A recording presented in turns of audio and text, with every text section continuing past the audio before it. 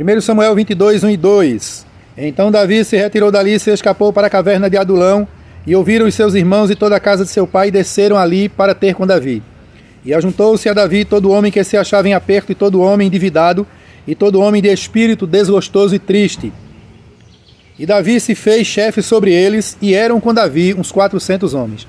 Este episódio aqui narra um dos momentos mais tristes, mas ao mesmo tempo mais impactantes e bonitos da história dos reis de Israel, especificamente da história do rei Davi.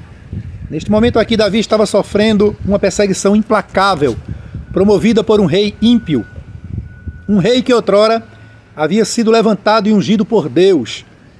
Estamos falando do rei Saul. Ungido, levantado, capacitado por Deus, mas que havia se desviado totalmente dos caminhos do Senhor, a ponto de Deus retirar dele o seu espírito. Para nós entendermos bem esse texto da caverna de Adulão, vamos retroceder ao capítulo 16, versículos 13 e 14 do mesmo livro de 1 Samuel. Está escrito o seguinte: Então Samuel tomou o vaso de azeite e ungiu a Davi no meio dos seus irmãos, e desde aquele dia em diante o Espírito do Senhor se apoderou de Davi. Versículo 14. E o Espírito do Senhor se retirou de Saul e assombrava um espírito mau da parte do Senhor. Nesse momento aqui do capítulo 16, nesses 2 versículos que lemos, Deus já havia desistido de Saul. Deus já havia desistido totalmente de Saul, porque Saul havia se desviado dos caminhos do Senhor, desobedecido ao Senhor. Ao mesmo tempo, Deus já havia levantado um substituto, o adolescente, o jovem Davi. Neste momento, Deus determina que o profeta Samuel, que havia ungido a Saul, agora unja ao rei Davi, o futuro rei, claro. E Samuel unge a Davi, o Espírito de Deus se apossa de Davi, ao mesmo tempo que esse Espírito se retira de Saul. Ora, irmãos, quando a Bíblia diz que o Espírito de Deus se retira de alguém, está dizendo que a comunhão, a unção, a graça, o poder, a intimidade com Deus foi embora. A liderança de Deus na vida daquela pessoa não existe mais. A submissão daquela pessoa a Deus não existe mais. Então essa pessoa está totalmente desprovida de Deus e está aberto para que o diabo atue na sua vida. Foi o que aconteceu com Saul. É isso, irmãos, que vem acontecendo com muitos pastores, principalmente os grandes presidentes das grandes convenções, das grandes igrejas. Vem acontecendo com muitos pregadores até que você ovaciona, aplaude, acha fantástico. Pastores que você adora, como se estivesse adorando a Deus. Pastores que você abre a boca e diz: é ungido do Senhor, é o meu pastor. Mas você não sabe que o teu pastor, esse tal ungido, esse tal presidente, esse tal líder dessa tão grande convenção, destas tão grandes convenções, assim como Saul, esteja totalmente endemoniado, até profetizando dentro da igreja. Aquelas pessoas que estavam ao lado de Saul, servindo a ele, perceberam que Saul estava endemoniado a ponto de dizer: meu rei, deixa a gente sair por aí, procurar alguém em que o Espírito de Deus esteja, alguém que saiba tocar um instrumento, para que ao tocar esse espírito maligno saia de ti e tu tenha alento, tenha paz. E Saul diz: tá bom, faça isso. Aí nós vamos ver no capítulo 16, versículo 18, o testemunho que um dos serviçais de Saul dá sobre o jovem pastor de ovelhas Davi. Ele diz o seguinte: então respondeu um dos jovens e disse: eis que tenho visto um filho de Davi, o belemita, que sabe tocar, é valente e animoso, homem de guerra, sisudo em palavras e de gentil presença, e o Senhor é com ele. Ele dá aqui as características de Davi. Davi tinha excelentes características, mas a principal: o Senhor era com Davi. E Saul diz: chama ele.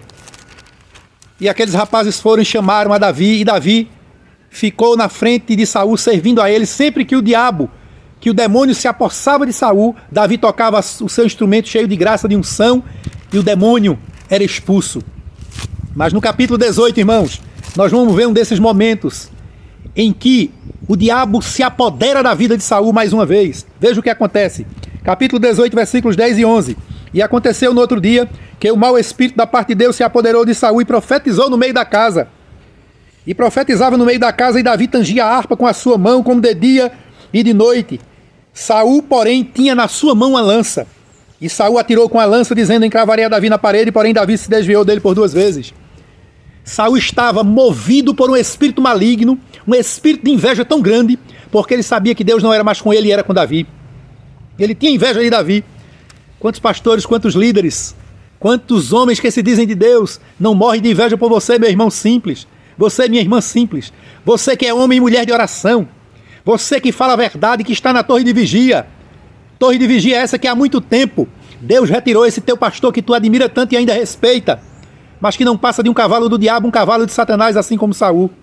Fica sabendo que muitos irmãos, e não são poucos nem a metade, eu arrisco dizer que a maioria dos grandes, que se dizem grandes pastores, grandes pregadores, grandes homens de Deus, estão profetizando, estão pregando nos púlpitos, totalmente endemoniados, cheios de diabo. Homens malignos, homens terríveis, homens adúlteros, prostitutos, ladrões, que estão roubando a igreja, irmãos. Muitos vão dizer, quando ouvirem essa mensagem não é de Deus, é uma mensagem contra os ungidos de Deus. Deixa eu te dizer, essa mensagem é de Deus.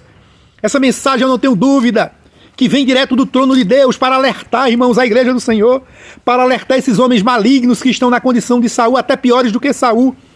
Abram os olhos, talvez ainda haja esperança, muito embora nós saibamos que para muitos dos senhores não há mais esperança. Vocês irão morrer no Monte Gilboa, como Saul morreu.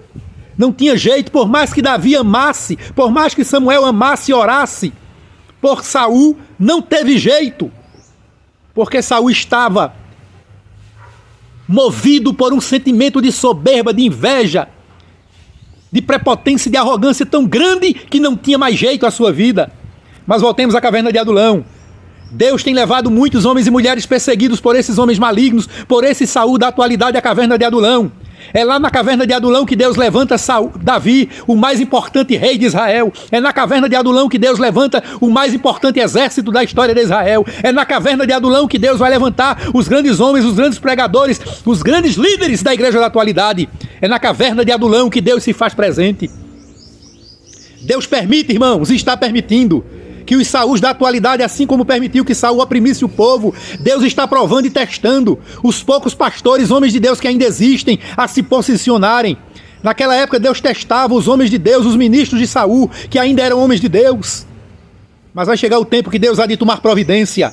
Deus é Deus de providência. É na caverna de Adulão que Deus prepara, que Deus forja os Davis e os verdadeiros homens e mulheres de Deus que irão fazer a diferença na igreja da atualidade. Que Deus te abençoe, a ti e toda a tua família. Espera na caverna de Adulão, porque é na caverna de Adulão que Deus vai te dar uma grande vitória, em nome de Jesus. Deus abençoe a igreja, em nome de Jesus.